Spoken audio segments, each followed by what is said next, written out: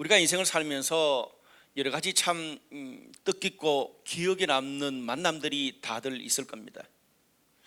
저도 돌아보니까 참 이렇게 뜻깊은 그런 몇몇 만남들이 있어요. 좀 시간이 좀 지났습니다만은 제가 부목사로 사역할 때였습니다.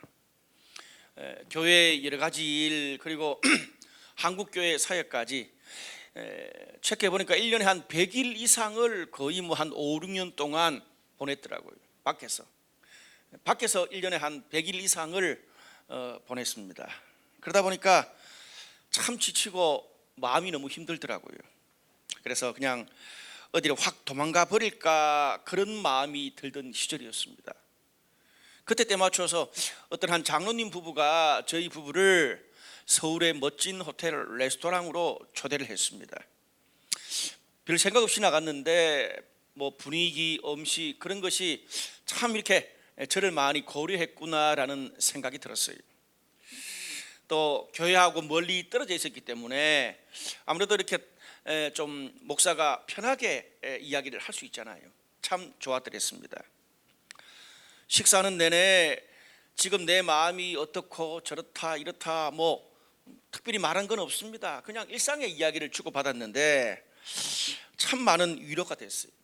생각해 보니까 누군가로부터 지지받고 있다는 그런 생각이 들었습니다. 사람은요, 내가 사람들로부터 정말 소중히 여김을 받을 때 나의 존재 가치를 느낍니다. 여러분 요즘 뭐 날씨도 좋고 참 놀러 갈 때도 많습니다. 그런데 뭐 우리들 중에 보면 멀리 인천에서 또 하남에서 또 수원에서 그리고 광주에서까지 아이들 막 준비시켜 가지고 이렇게 여기 뭐 예술의 전당 앞까지 올라 그러면 한 서너 시간은 좋게 걸리는데 왜 그렇게 예배를 드리러 오세요? 또 우리의 가게를 보면 여러 가지 대출금 갚을 것도 많고 또 은행 이자도 내야 되는데 11조의 빚은헌금에 여러 가지 뭐 각종 빚과 소금까지 돈 내고 교회 옵니다. 내 일도 만만치 않은데 뭐 셀 리더로 찬양단으로 또 여러 가지 뭐 예배팀 봉사팀으로 주님의 일을 섬기면서 스트레스까지 받습니다. 남의 일 때문에. 우리가 왜 이렇게 힘들게 신앙생활을 할까요? 한번 생각해 보니까 그런 스트레스, 그런 모든 것들을 다 드려도 능히 덮을 만한 그 무엇을 받기 때문에 아닌가 그런 생각이 듭니다. 하나님이 가장 소중한 독생자 예수 그리스도를 나에게 주셨고 그 사랑을 내가 받았기 때문에 우리는 지금 이 자리에 주일날 은혜받고 예배의 자리에 나와 있습니다. 인간의 언어로는 그 하나님의 사랑을 어떻게 표현할 단어 길이 없어서 사람들은 그것을 은혜라고 표현합니다. 여러분 복음의 핵심, 신앙생활, 교회의 핵심이 뭡니까? 저는 은혜라고 생각합니다. 은혜가 없이 우리의 신앙생활, 기독교는 존재할 수 없습니다. 우리 삶에 수많이 넘기 힘든 그런 장벽들이 있고 어떤 상처와 아픔이 있어도 하나님의 은혜가 있으면 우리는 언젠가 새롭게 시작할 수 있습니다. 없어도 아파도 고통스러워도 은혜 받으면 하나님이 주신 그 힘으로 끝까지 견뎌내고 이길 수 있습니다. 그런데 반대로요, 내가 아무리 삐까번쩍하고 남들이 부러워할 만한 그런 좋은 것이 있더라도 내 영혼에 내 내면에 은혜의 샘이 말라버리면 작은 일에도 짜증이 나고 그토록 많은 것들을 누리고 있으면서도 늘 불만족스럽고 불확실한 미래 때문에 늘 불안해합니다. 그것이 인간인 것 같아요.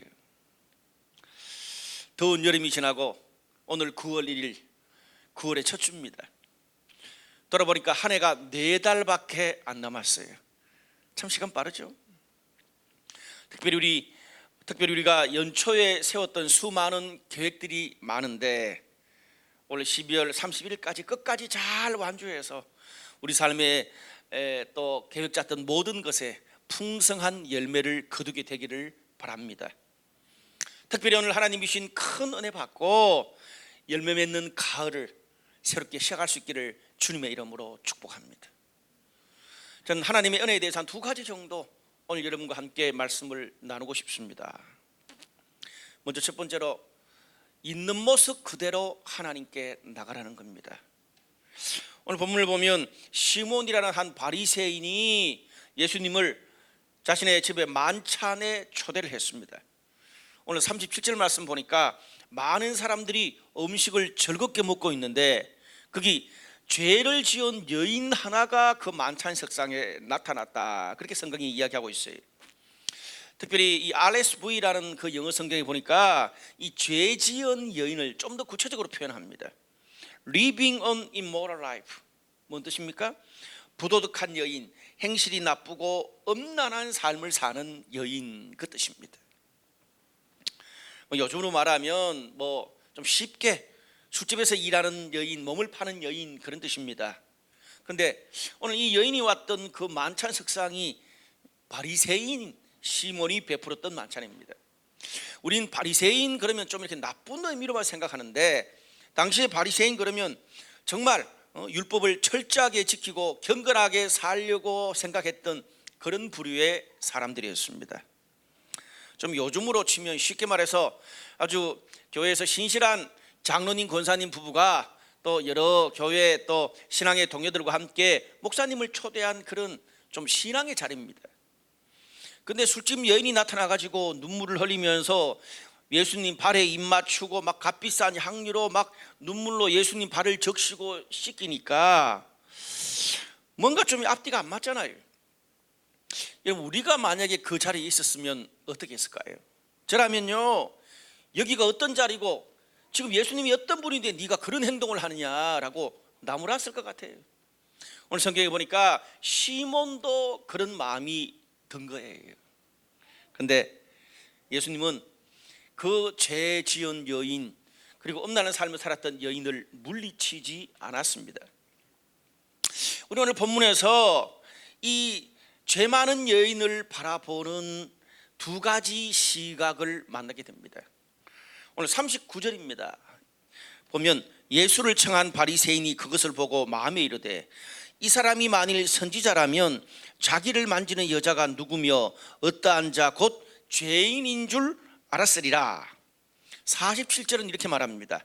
이러므로 내가 네게 말하노니 그의 많은 죄가 사하여졌도다.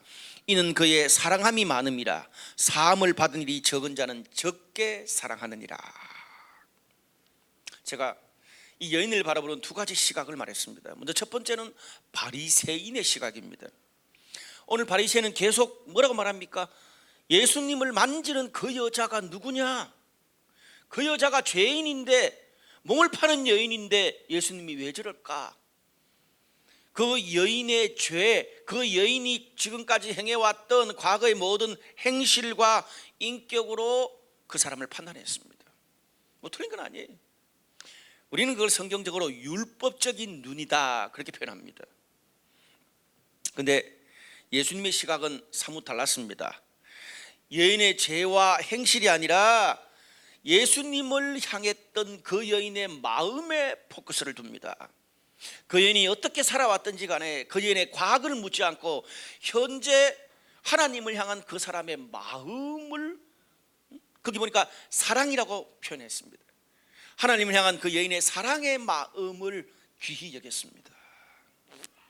여러분, 우리가 일반적으로 사람들을 판단할 때 예수님의 눈으로 판단합니까? 아니면 바리새인 시몬의 눈으로 판단합니까? 아무래도 우리가 인간이다 보니까 바리새인 시몬의 눈으로 사람을 판단할 수밖에 없습니다. 그 사람의 평상시의 행동, 말, 인간 됨됨이로 좋은 사람, 나쁜 사람, 착한 사람, 그런 사람, 그렇게 평가를 합니다. 분명히 내가 하나님 앞에서 인간 됨됨이가 좋아서 능력이 많아서 인격이 훌륭해서 은혜 받은 것이 아닌데도 나는 하나님의 무한한 사랑으로 구원받아 놓고 다른 사람을 볼 때는 처음에는 은혜로 보지만 시간이 점점 지날수록 말과 행동, 나랑 맞냐 안 맞냐 인격으로 사람을 판단할 수밖에 없습니다. 근데 오늘 여기 나오는 율법의 눈이라는 것이요, 하나님이 아니라 보편적인 인간이 사람을 보는 눈입니다. 이 율법의 눈이 무서운 것은 나 자신만 그렇게 보는 것이 아니라 나처럼 행동하지 않는 다른 사람도 비난하고, 그게 심하면, 정도가 심하면 신앙의 이름으로 다른 사람을 혐오할 수도 있습니다. 오늘 본문의 시문이 어떻습니까? 자기만 그 여인을 그렇게 생각하면 될 텐데 그 여인을 자기처럼 대하지 않고 물리치지 않는 예수님을 속으로 비난합니다. 여러분, 가만히 생각해 보면 오늘 성경에 나오는 시몬 바리새인뿐 아니라 오늘 우리들 안에도 그런 율법의 눈이 여전히 살아있는 것 같습니다.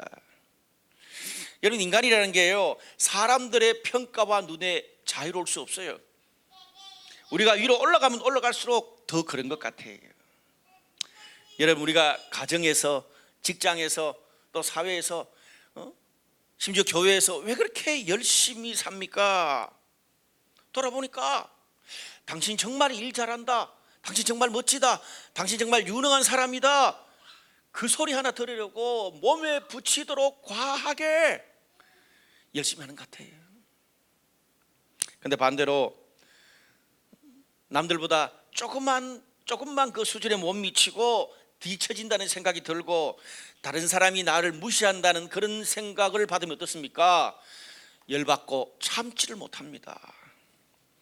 밤잠을 못 자고요, 괜한 질투를 하고 말도 안 되는 경쟁을 나도 모르게 시작합니다.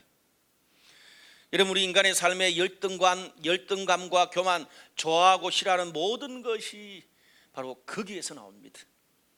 좀 멋있는 말로 나의 자존감의 정체성이 어디에 있는가예요. 여러분, 이런 율법의 눈, 사람의 눈이 얼마나 우리를 힘들게 하고 지치게 하는지 모릅니다. 율법은요, 사람의 눈은 만족시킬지 몰라도 내 삶의 진정한 자유와 만족을 줄 수는 없습니다. 현대사회가 과거보다 훨씬 더 풍요로워졌습니다.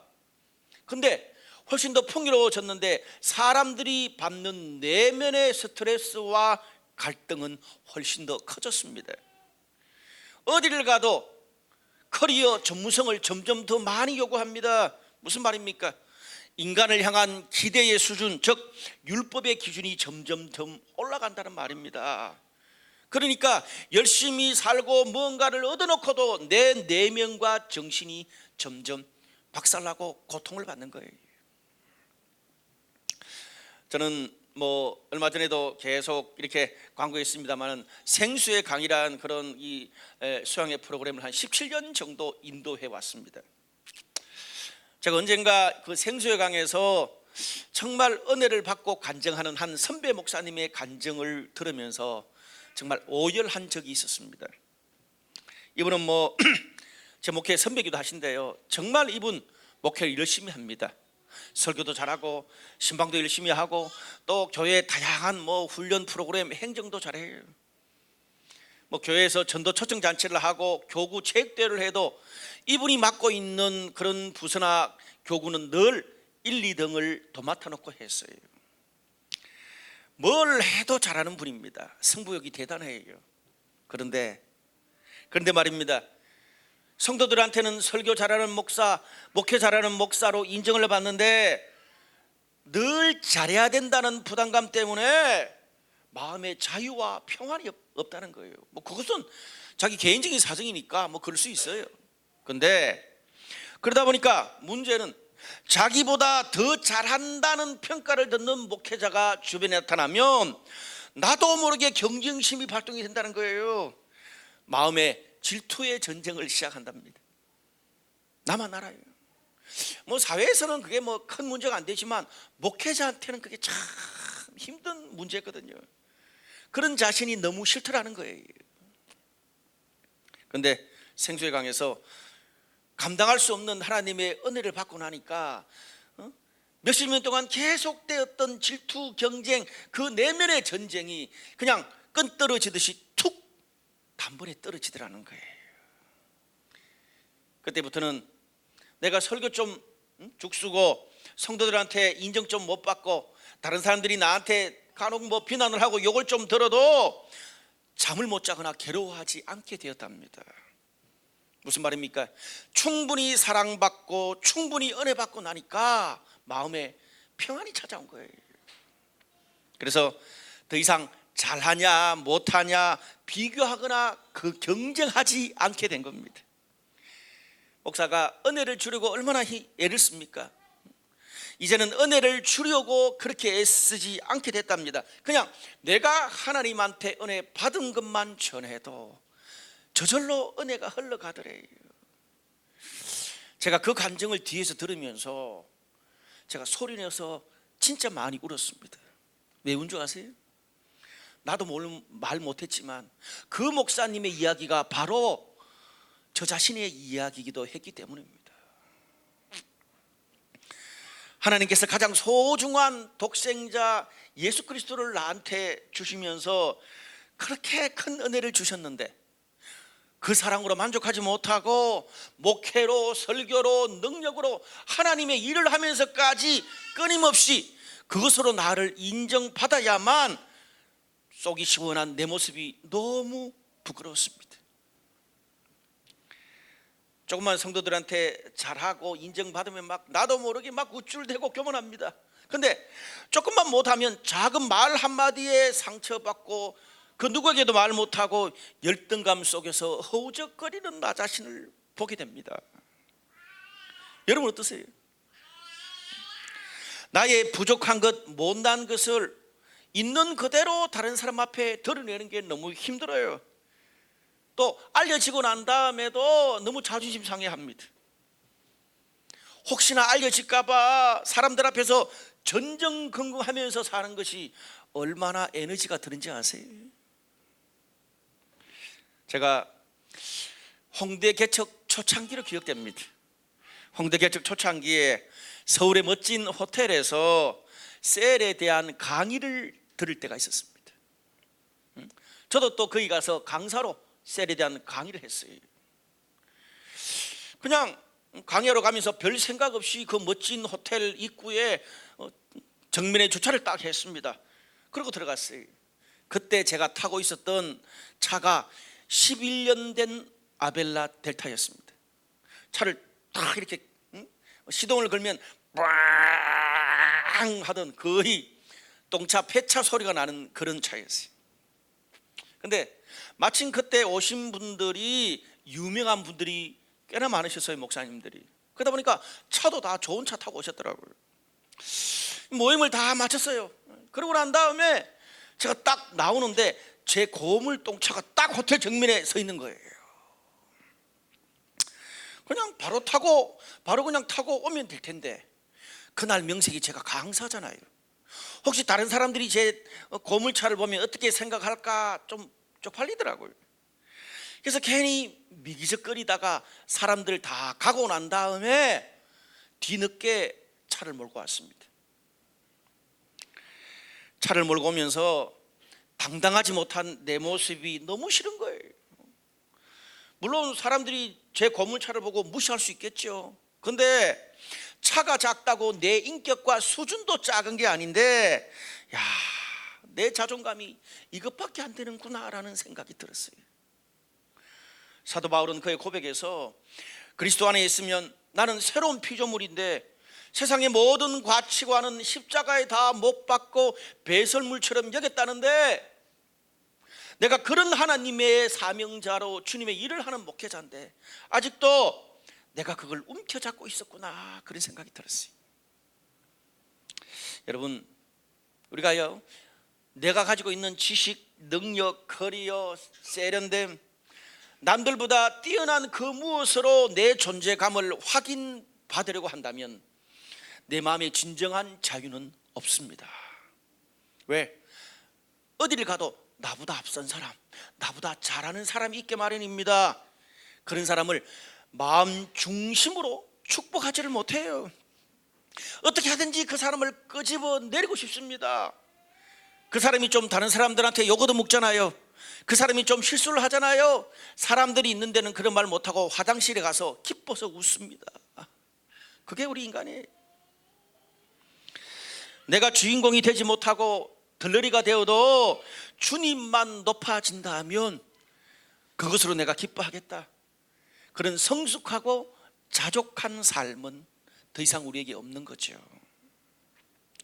여러분, 아들은요, 딸은요, 부모한테 존재하는 것만으로도 소중한데 늘 의붓아들 의붓딸처럼 눈치 보고 부모 앞에서 뭔가 잘해야 인정받는 것처럼 우리가 행동하는 거예요. 그러다 보니까 열심히 신앙생활 하면서도 늘 부족함을 느끼고 공허하고 마음의 전쟁이 끝날 날이 없어요. 하나 하시라고 나면 또 다른 거 나오고, 이거 하나 하시라고 하면 또 다른 거 나오고, 늘 불만족이. 사랑하는 여러분, 율법의 눈이 아니라 하나님이 우리를 보시는 은혜의 눈으로 나를 보고 다른 사람을 보고 공동체를 볼 수 있기를 주님의 이름으로 축복합니다. 오늘 하나님의 은혜가 나의 자존심이 되어서 내 마음속에 있는 경쟁과 비교와 질투의 전쟁을 끝낼 수 있기를 바랍니다. 저희 애들이 초등학교 다닐 때였습니다. 아마 본인들은 기억 못할 수도 있어요. 늘 어린 애들한테는 별일 아니니까. 초등학교 다닐 때 그 남매가 둘이 다투더라고요. 이유는 요요 때문이었습니다. 그때 마침 그 요요 가운데 이렇게 쭉 하면 올라오면서 불빛이 막 번쩍번쩍 끄는 그런 번쩍번쩍 요요가 처음 나왔어요. 그 오빠가 그 번쩍번쩍 거리는 요요를 사가 와가지고 집에서 막 이렇게 하니까 동생이 너무 탐이 나는 거예요. 오빠 좀 나도 좀 가지고 놀자고. 그거를 가지고 그냥 한나절 놀았어. 근데 문제는 그렇게 가지고 놀다가 끈이 떨어져 버렸어. 그러니까 오빠 입장에서는 그거 하나 사려고 얼마나 용돈 모아가지고 그렇게 애를 써서 샀는데 화가 나가지고, 야, 응? 새로 하나 사오든지, 그거 4,000원 주고 샀으니까 4,000원 내. 그러니까 그 동생의 논리는 그게 아니에요. 구제잖아, 구제. 그러니까 2,000원만 주고 테이프로 붙여줄게. 그러니까 둘이 막 다투다가 그 오빠한테 맞은 거예요. 그래서 막 울고불고 하더라고요. 그래서 제가 딱 들어갔는데 둘 다 일리가 있어요. 여러분이라면 어떻게 조정하시겠어요? 저도 그 순간 어떻게 하지? 고민스러웠는데 그때 은혜의 마음이 딱 생각이 났어요. 그래서 제가 조용히 아들을 밖으로 불렀어요. 불러서 거금 2만 원을 손에 딱 쥐어줬어. 거금 2만 원을 딱 손에 쥐어주면서 동생 용서할래? 눈이 동그래가지고 무조건 용서하겠대. 그래 용서를 했어요 그냥. 근데 또 어리지만 동생 입장에서도 미안하잖아요. 그러니까 한 또 며칠 뒤에 4,000원 주고 이 번쩍번쩍 요요를 사가지고 오빠한테 자 그럼 줬어요. 근데 오빠는 받을 필요가 없잖아요.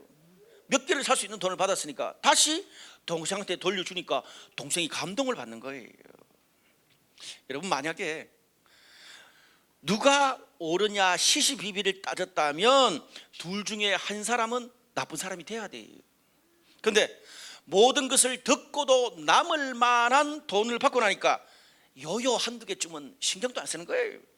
서로 주고 축복하고 난리야. 그게 은혜의 삶입니다. 쉽게 말해서.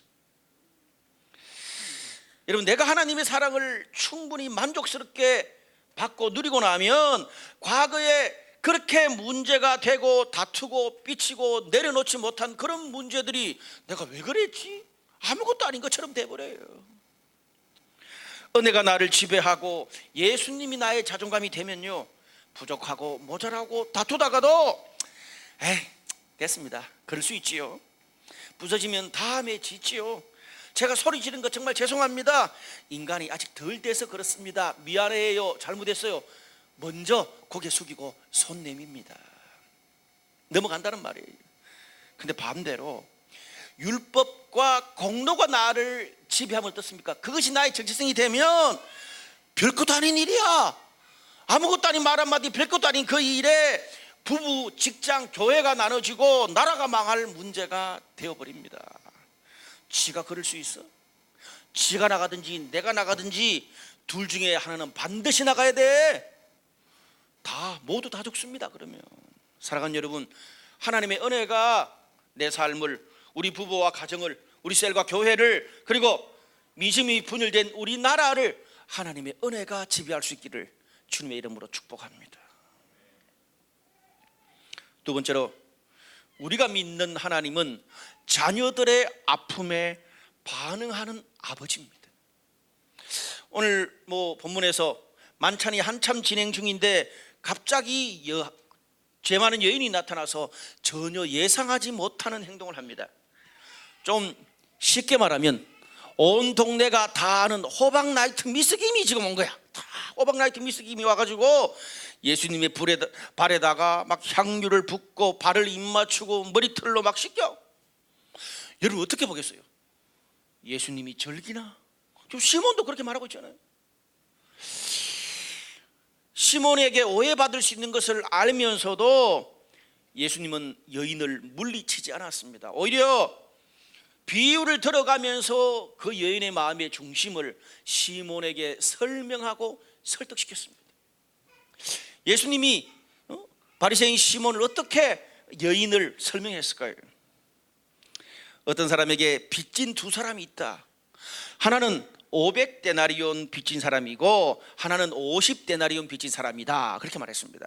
한 데나리온은 요즘으로 치면 노동자 하루 품삯입니다. 한 데나리온이 요즘 노동자 한 하루 품삯을 8만 원에서 9만 원 정도 잡으면 500데나리온은 5천만 원이 빚진 사람이고 50데나리온은 500만 원 빚진 사람이에요.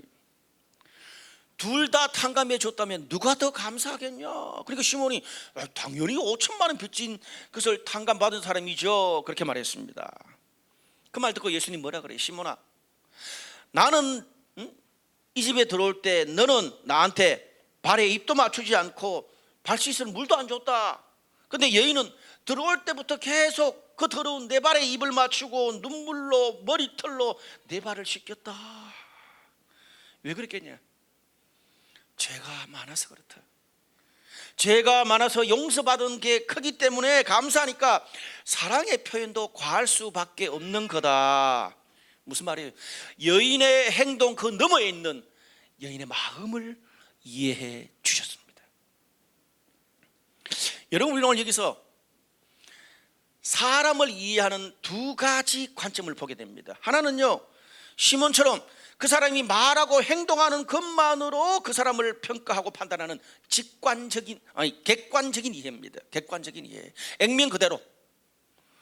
그리고 또 예수님처럼 그 행동 너머에 있는 그 사람의 마음과 감정까지 이해하고 만져주는 직관적인 이해가 있습니다. 우리가 어떤 한 사람을 이해한다 그럴 때에 객관적인 액면 그대로 이해하는 것과 직관적으로 마음까지 헤아려주는 이해에 따라서 관계의 깊이, 치유의 깊이가 달라집니다. 눈에 보이는 행동만으로 그 사람을 평가하면 어떻습니까? 뭔가 조금만 내 생각과 다른 행동을 해도 저 사람이 왜 저러지? 성급하게 판단하고 때때로 오해를 하게 됩니다. 저도 제가 한 2주 전에 제가 당한 게 있어요. 제가 다른 아주 친한 분한테 제가 너무 일이 바빠서 그냥 전화를 못 했는데 나중에 제가 전화를 했더니 목사님이 제가 싫어서 부담돼서 제 전화를 피하는 줄 알았습니다. 그래요 제가. 그래서 제가 그 장로님한테, 장로님 아직도 그렇게 젊은 어린애들처럼 생각하십니까? 그래서 서로 웃은 적이 있어요. 오해할 수 있어요. 그 사람의 마음과 감정을 이해하고 나면 생각이 달라집니다. 얼마나 바쁘시면 그럴까? 얼마나 힘들면 그럴까? 이해하고 넘어가거든요. 우리가 성경을 보면 하나님은 그 사람의 마음의 중심을 헤아리시고 감찰하는 분이다, 그렇게 말합니다. 고아와 가부를 돌보시는 분이라고 성경에 나옵니다. 고아와 가부가 뭡니까? 사람들 가운데 가장 연약한 자들의 상징입니다. 그런 연약한 약자까지 돌보시는 하나님이라는 뜻입니다. 여러분, 약자를 돌보시는 하나님에 대한 가장 감동적인 사건이 창세기 21장 하갈의 기도입니다. 제가 아브라함 설교할 때 그렇게 이 이야기를 좀 한 적이 있는데, 거기 보면 하갈이 아브라함의 본처 사라에게 쫓겨나서 광야를 떠돌다가 물이 없어서 아들이 죽어가고 있었습니다. 어린 아들이 죽어가고 있는 것을 그 어머니 하갈이 참아 볼 수 없어서 대성통곡을 하는 장면이 나옵니다. 하나님께서 그 아이와 어미의 우는 소리를 들으시고 천사를 보내서 물을 주고 아이를 통해서 큰 민족이 일어날 것을 약속해 주셨습니다. 여기서 포커스는 여러분, 이삭은 약속의 자녀지만 이스마엘은 약속의 자녀가 아닙니다. 믿음의 자녀가 아니란 말입니다. 상징적으로 영적으로 이방인인데도 그 이방인들의 고통의 눈물을 하나님이 저버리지 않았습니다. 하나님은요, 당신의 자녀들이 고통 속에서 우는 것을 참아 볼 수가 없는 분이세요. 사람은 있는 사람 없는 사람, 배운 사람 못 배운 사람, 전라도 경상도 태극기 부대 촛불 부대, 심지어 믿는 사람 믿지 않는 사람을 구분하기를 좋아합니다. 그런데 하나님은요, 그 모든 사람들이 당신이 창조한 하나님의 형상입니다. 그들이 성도든 성도가 아니든 좋은 사람이든 나쁜 사람이든 어떤 사람이든 상관없이 그들이 하나님의 구원과 사랑을 모르고 심판받는 것을 더 안타까워하시는 분이 하나님입니다. 우리가 하나님을 알면 알수록 더 마음이 넓어져야 되는데 더 좁아 터지고 나와 다른 사람을 혐오하게 되면 진정한 하나님의 사랑을 아직 다 이해 못한 것입니다. 우리가 인생을 살다 보면 항상 성공하기만 하는 게 아닙니다. 실패하고 쫓겨나고 낭패를 당할 때가 훨씬 더 많습니다. 때때로 어떤 때는 아주 오랜 동안 열등감과 피해의식에 살 때도 있더라고요. 저 자신을 보니까 너무 기가 차서 유치해서 너무 반복되니까 다른 사람들한테 말 한마디 못하고 속으로 눈물만 흘릴 때도 있습니다. 같이 사는 부모님, 남편과 아내한테도 말 못하는 그런 일도 당할 때가 있는 거예요. 그럴 때 얼마나 외로운지 몰라요. 세상에 나 혼자 있는 것 같습니다. 일이 힘든 것이 아니라 외로운 것이 내 편이 없다는 것이 인간에게는 가장 힘듭니다. 여러분, 복음서에 보면 제가 몇 번 이야기를 했죠. 우리가 복음서에 보면 가난하고 병든 수많은 사람들이 예수님께 나오는 것을 볼 수 있습니다. 예수님이 그들을 보실 때 신약 성경에 12번밖에 안 나오는 특별한 단어를 쓰시는데 이 헬라어 단어로 스플랑크니조마이 이 단어를 쓰세요. 여기 그 어원이 스플랑크나라는 헬라어는 우리 몸의 내장 창자 뱃속에서부터 막 솟아나는 강렬한 감정, 죽을 것 같은 그런 강한 감정을 표현하는 단어입니다. 그게 스플랑크니조마입니다. 언제 예수님이 그렇게 스플랑크니조마이의 눈으로 보셨을까요? 마태복음 14장 14절에 눈먼 자, 중풍병자, 기머거리들이 사방에서 자신에게 오는 것을 보시고, 누가복음 7장 13절에 하나밖에 없는 외아들을 장사 지내고 허탈해해서 돌아오는 나인성 과부를 보면서도, 마가복음 8장 2절에 며칠 동안 예수님을 따라다녔지만 아무것도 먹지 못하고 수많은 병자들이 4,000명 5,000명의 사람들이 예수님의 뒤를 따라오는 것을 보면서도, 마태복음 9장 36절에 무리가 목자 없는 양같이 유리하고 방하는 것을 보시고 그런 눈을 가지셨습니다. 예수님께 나온 상처받고 병들고 희망 없는 사람들을 향해서, 아니 오늘 주님께 나와서 은혜를 갈망하는 저와 여러분 우리를 향해서 스플랑크니조마이, 내가 너희를 불쌍히 여기노라, 그 마음으로 우리를 보신다는 거예요. 우리가 잘 알듯이 이사야 53장 5절에 그가 찔림은 우리의 허물 때문이요 그가 상함은 우리의 죄악 때문이라. 그가 징계를 받음으로 우리는 평화를 누리고 그가 채찍에 맞음으로 우리는 나음을 받았도다. 그런 말씀이 있습니다. 무슨 말입니까? 쉬운 말로 예수님이 우리와 함께 아파하시고 우리와 함께 상실감을 가지시고 우리와 함께 배고파하시고 우리와 함께 고난을 당하셨다는 겁니다. 여러분, 부모의 마음을 움직이는 가장 강력한 동기는 뭡니까? 사랑하는 자식이 아파서 울 때입니다. 아들이 목이 말라서 광야에 쓰러져 있을 때 스플랑크니 조마의 창자가 뒤틀리는 그런 심정으로 함께 우는 어머니 하갈의 마음이 그 마음이기도 합니다. 오늘 하나님께서 그 하갈의 마음에 응답하시고 오늘 예수님이 그 마음으로 연약한 우리를 보고 계십니다. 하갈아, 울지 마. 사람들 보지 말고 나를 봐. 누가 뭐래도 너는 내 아들이고 딸이야. 네가 아파서 죽어가는 것을 내가 도저히 못 보겠어. 네 마음, 네 고통 내가 알아. 왜? 내가 당해봐서 알아.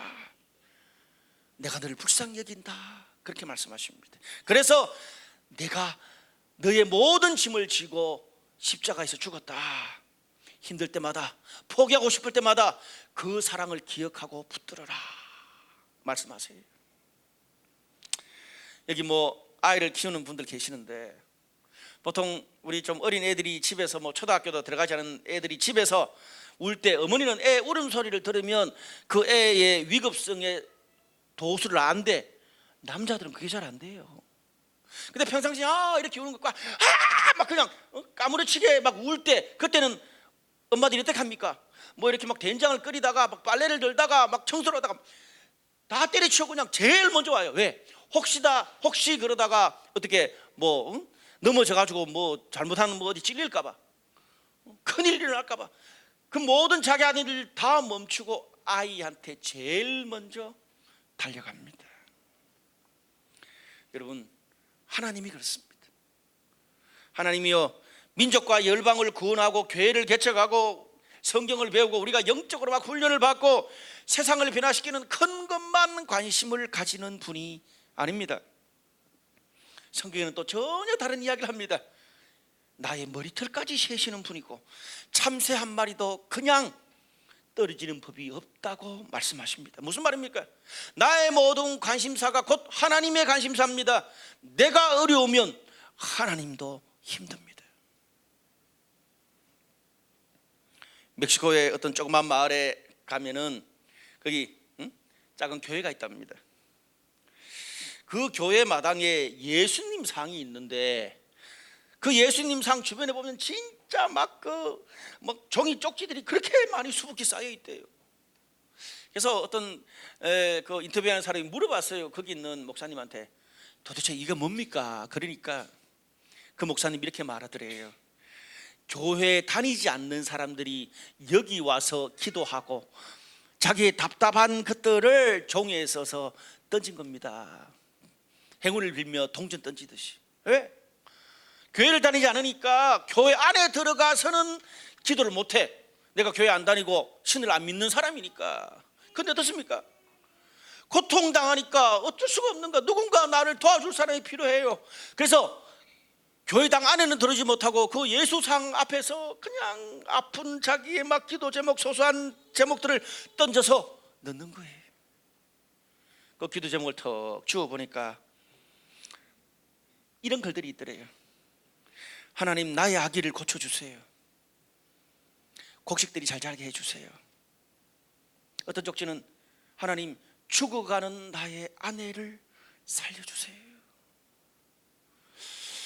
여러분, 인간의 고통 앞에 신자냐 불신자냐 성숙하냐 어리냐 그 어떤 사람도 피해갈 수 없습니다. 그래서 예수님께서 십자가의 고통 속에서 당신의 사랑을 우리들에게 보여주시고 전달한 것입니다. 왜? 누구나 다 고통 가운데서 주님께 올 수 있도록. 사랑하는 여러분, 돈이 없습니까? 사랑하는 사람과 다투고 절교하려고 생각하십니까? 직장이 없습니까? 미래가 보이지 않습니까? 시부모, 친정부모와 관계가 어렵습니까? 마음이 다친 자녀들에게 어떤 식으로 교육할지 잘 모르겠습니까? 외롭습니까? 이빨이 아픕니까? 치질입니까? 여러분, 우스갯소리지만 이것도 우리 삶에 너무나 중요한 현실들입니다. 하나님은 우리가 처한 삶의 자질구레한 모든 기분 하나까지도 관심을 가지고 계십니다. 내 고통의 울음소리는 하나님 아버지한테 가장 강력한 SOS, 당장 119 천사 구급대를 보낼 수밖에 없습니다. 내가 단지 아파하고 울며 쓰러져 있다는 이유 하나 때문에 주님은 모든 것을 제쳐두고 당장 달려오십니다. 왜? 하나님은 나의 아버지거든요. 말씀의 결론을 맺을게요. 요즘 우리 주변에 일어나는 일들을 마주하다 보면 혼란스럽다 못해 희망마저 사라지는 듯한 그런 느낌을 받게 됩니다.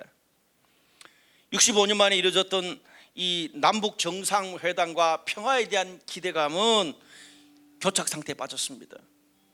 일본과의 무역 전쟁에 온 나라가 힘을 합쳐도 시원치 않을 텐데 오히려 그것 때문에 국민 여론이 더 분열되고 있어요. 일본이 그걸 원한 건지도 모르겠어요. 지난 한 주는요, 조국 법무부 장관의 임명을 둘러싸고 매스컴 정치권 국민 여론이 찬반으로 나눠져서 대립이 딱 극에 달했습니다. 제가 이제 심야 토론을 잠깐 봤는데 딱 패가 둘로 나눠졌더라고요. 참 안타깝더라고요. 그런 시간을 보내면서 지난 한 주 동안 저는 참 답답했어요. 그래서 독일의 국민신학자로 불리는 위르겐 몰트만의 책을 뒤적거리기 시작했어요. 물론 몰트만은 우리 보수적인 신학과는 좀 거리가 있는 사람입니다. 그 책을 읽으면서 참 위로를 받았어요.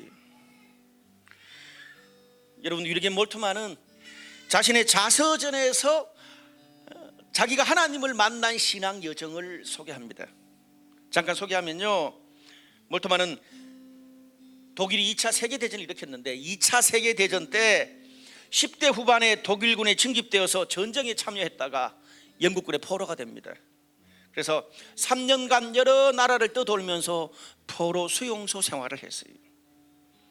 독일이 패전하고 히틀러가 죽으면서 숨겨져 있던 그런 모든 부패와 온갖 부패와 극악무도함이 드러나면서 거기에 동조하고 놀아났던 독일 국민 전체가 완전히 패닉에 빠져버렸어요. 저라도 패닉에 빠질 것 같아. 몰트만은 그의 책에서 이렇게 적었습니다. 허탈감으로 모든 희망을 포기했고 삶이 무가치하게 느껴졌다. 많은 사람들이 목숨을 끊는 그런 일도 일어났다. 주변에서 그런 허탈감이 나에게도 몰려들었다. 그런데 그런 상황에서 새로운 생명으로 이끌어준 하나님과의 만남이 있었다고 그는 고백합니다. 그가 10대 후반에 전쟁터에 나갈 때 히틀러가 모든 그 장병들한테 괴테의 시집과 니체의 책 2권을 줬대. 근데 그가 멘붕되었을 때에 그 2 책에서 어떤 희망도 발견하지 못했다는 겁니다.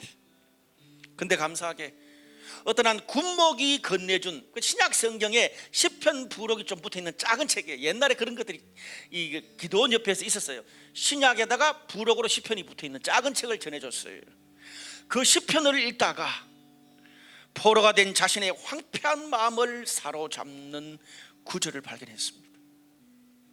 제가 오늘 사실 우리가 설교 제목만 찬양단과 쉬어야지 설교 내용까지 쉬어야지는 않는데 오늘 찬양 중에 시편 139편 노래가 나왔잖아요. 우리 은미자매의 인생의 성경 구절, 제가 얼마나 놀란지 몰라요. 몰트만이 성경 2 구절에 꽂혔는데 시편 139편 7절 8절 내가 주의 영을 떠나 어디로 가며 주의 앞에서 어디로 피하리이까? 내가 하늘에 올라갈지라도 거기 계시며 소홀에 내 자리를 펼지라도 거기 계시나이다. 또 한 구절은 시편 39편 2절과 12절 말씀, 내가 잠잠하여 선한 말도 하지 아니하니 나의 근심이 더 심하도다. 여호와여 나의 기도를 들으시며 나의 부르짖음에 귀를 기울이소서. 내가 눈물 흘릴 때 잠잠하지 마옵소서.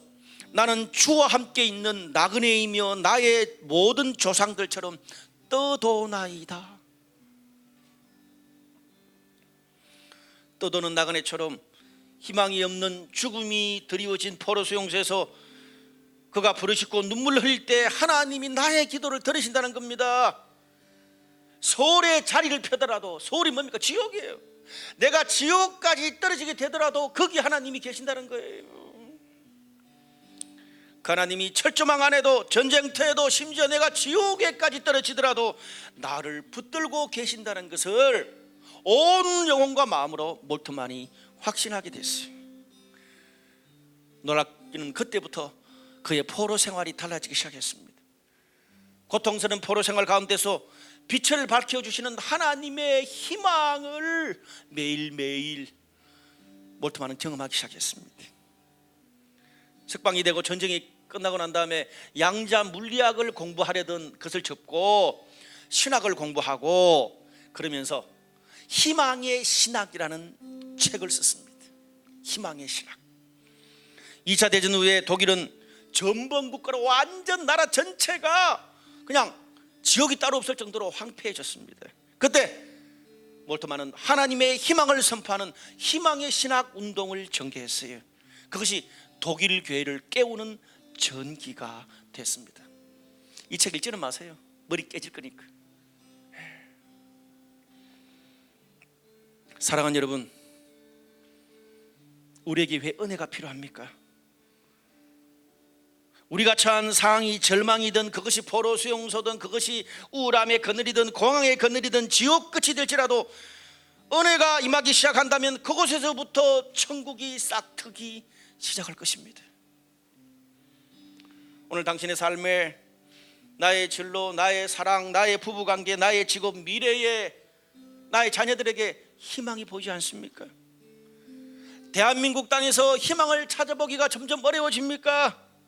모든 죄와 죽음, 절망과 저주를 이기시고 십자가에서 용서하시고 회복시켜 주신 예수님의 십자가 사랑, 하나님의 은혜를 붙들기를 바랍니다. 은혜는 허황하고 그냥 과거의 신앙인이 치부하는 그런 그냥 고리타분한 개념이 아닙니다. 하나님은 우리의 희망의 시작입니다. 하나님이 살아계시는 한 그 은혜를 받을 수 있다면 결코 희망을 포기하지 마십시오. 내가 이렇게밖에 못 사는데, 내 신앙이 이 정도밖에 안 되는데, 내가 급할 때만 이것 주세요 저것 주세요 죄책감으로 하나님 찾는데 그런 미안한 마음 다 내려놓으세요. 왜? 아버지한테까지 그런 자격지심 내세우지 마세요. 그거는 아버지와 자녀의 관계가 아닙니다. 그냥 아버지한테는 부족해도 못나도 가면 돼요. 덥석 안기면 돼요. 기도가 힘들면 그냥 공허하고 허탈한 마음만이라도 드리세요. 하나님 내 마음 다 아시거든요. 로마서 8장 26절에 보면 자녀들의 탄식과 신음조차도 하나님 아버지께는 기도다라고 말합니다. 놀랍지? 우리가 뭘 기도할지 모를 때 울고 탄식만 해도 하나님 기도로 받으세요. 오늘 본문의 죄 많은 여인처럼 하나님 아버지께 찾아가는 우리의 그 마음과 결단이 하나님한테는 최고의 선물입니다. 그 보잘것없는 믿음에 오늘 하나님 손 내미세요. 그 하나님의 손 내미시는 은혜의 손을 붙잡는 저와 여러분들이 모두 되시기를 주님의 이름으로